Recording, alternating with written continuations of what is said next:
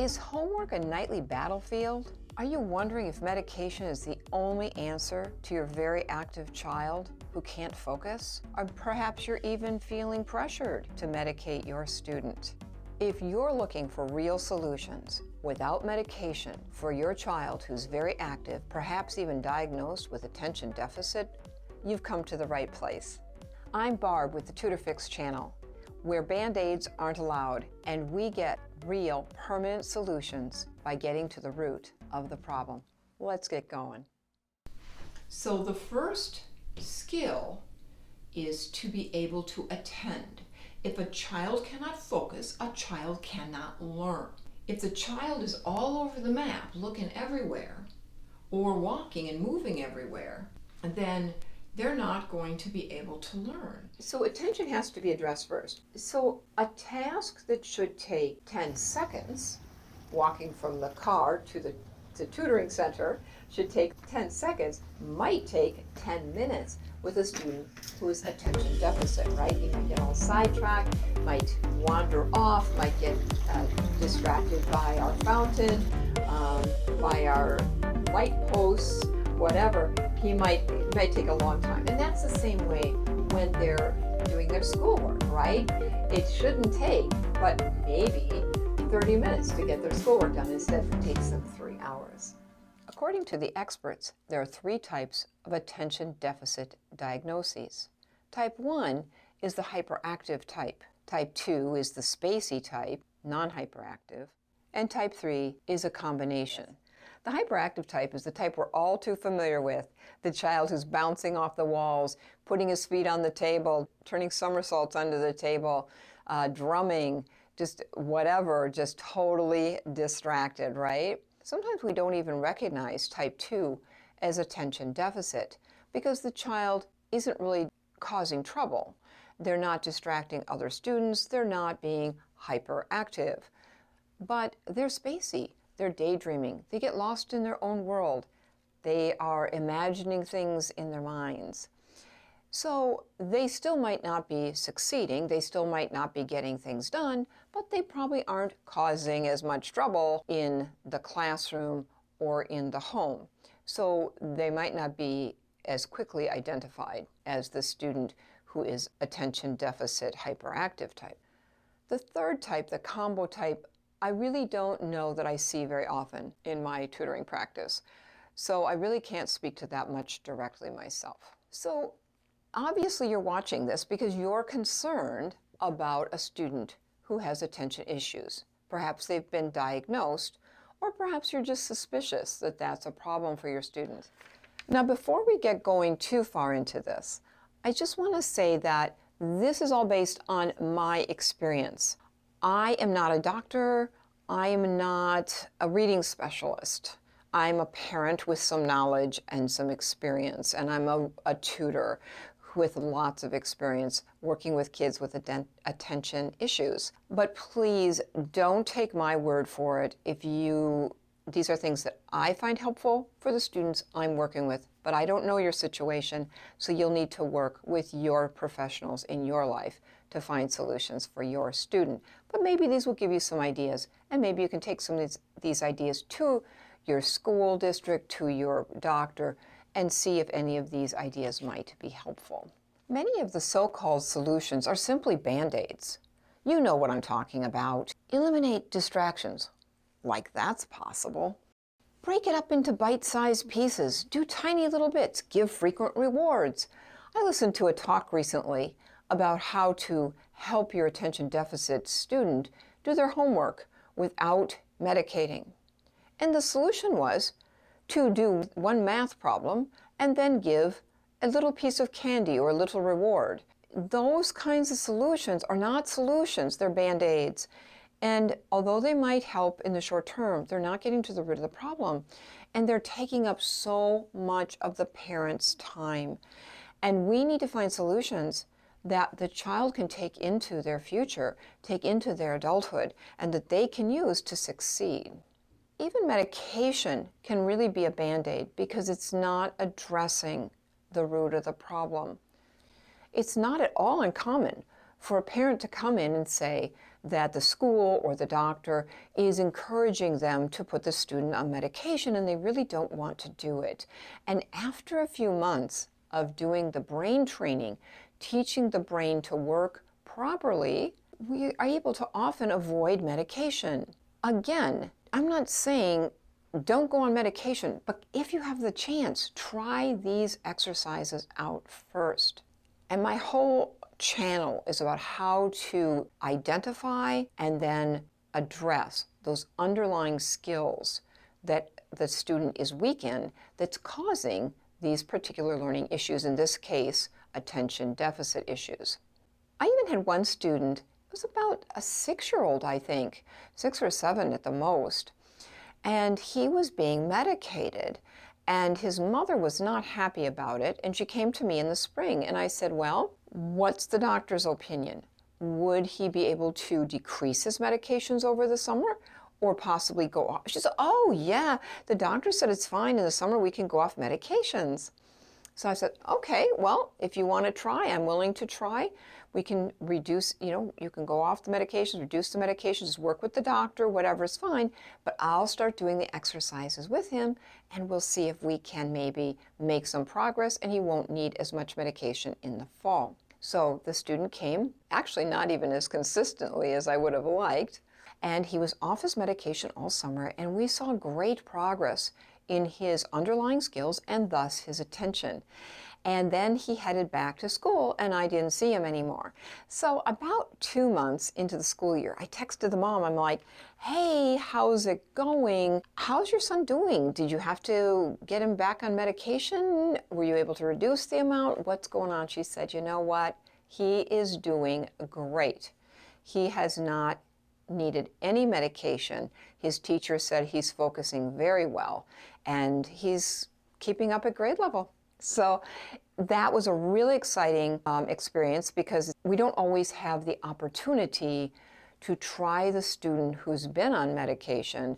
We don't always have the opportunity to take him off meds and try to help him. Usually we have to leave the child on medications if they're already on. And then, for whatever reason, they aren't really as successful. Maybe because the medication is doing some of the work, and normally the brain training exercises would be what's changing the brain, but in this case, maybe the medications are. I really don't know.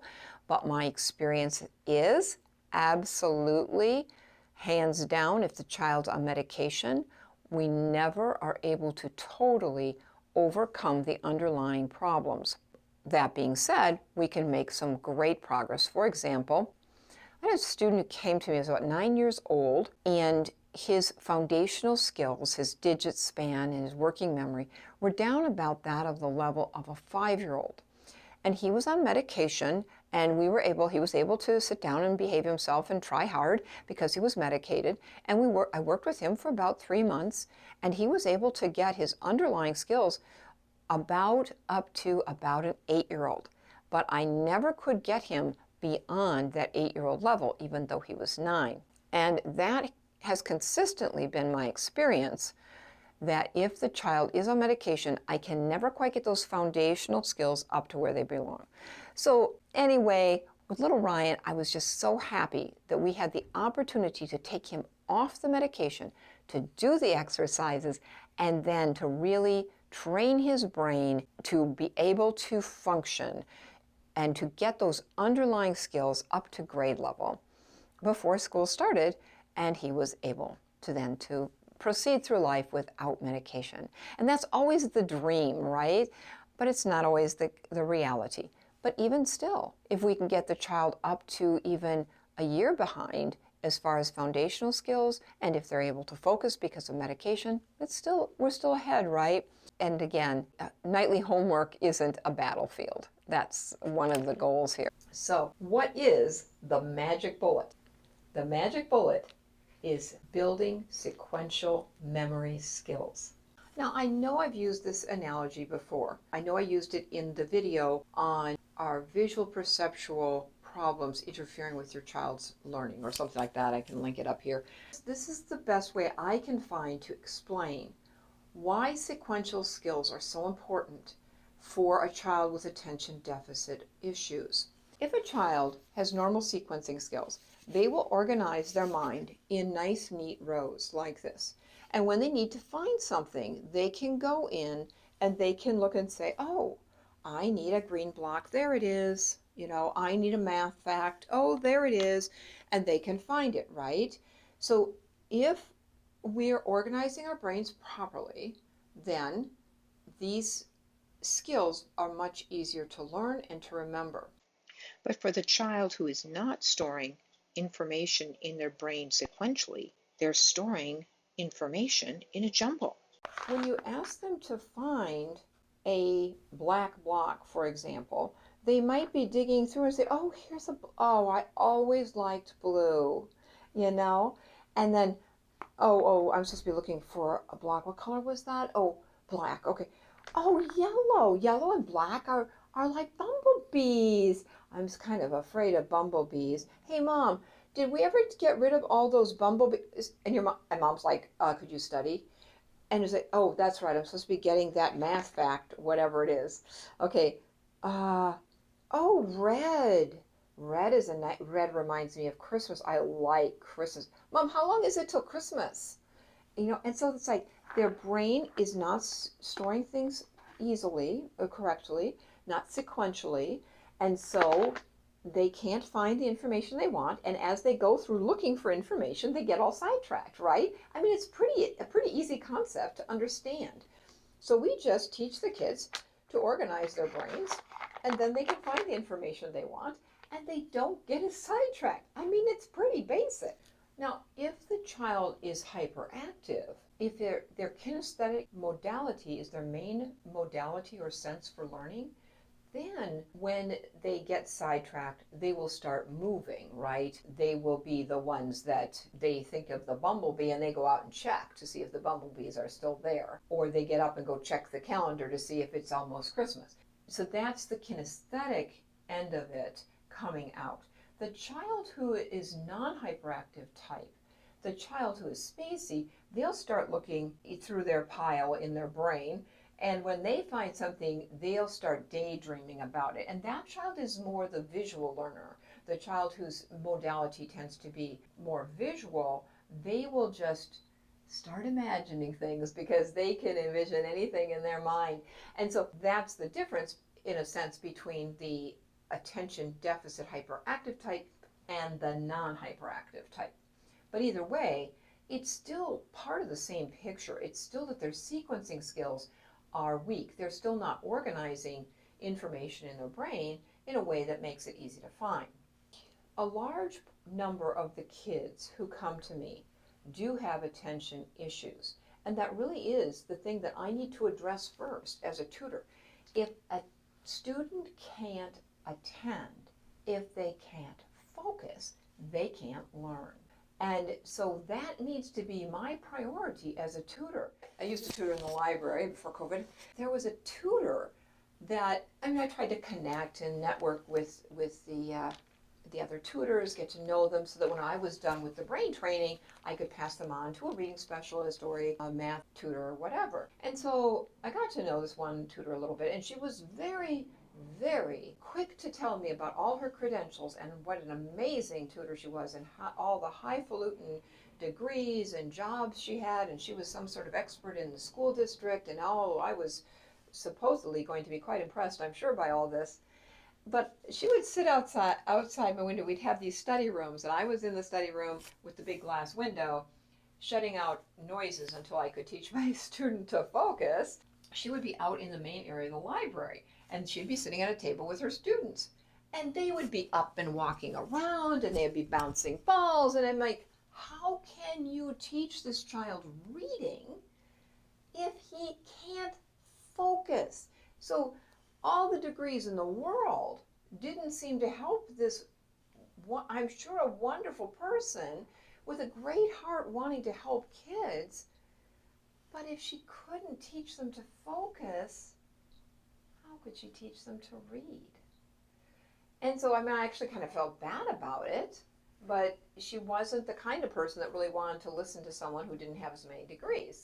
So I know that this video has only touched the surface about how to fix attention deficit problems. Sequencing skills are so important, and so I need to break it down into multiple videos to really do this topic justice. So at the end of this video, I'm going to link to a screening tool and explain to you how to screen your child for sequencing skills. I don't have that video done. It's recorded, but it's not edited yet. If you've watched my Tutor Fix introduction, you know I'm really slow at editing. So if you're interested in getting that tool, either check back to my channel or you can go ahead and click the bell notification. So if you're subscribed and click the bell notification, then it will let you know when I upload. So, okay, thanks for watching, and here's to our kids building their sequential skills and thus their focus. See you in the next one.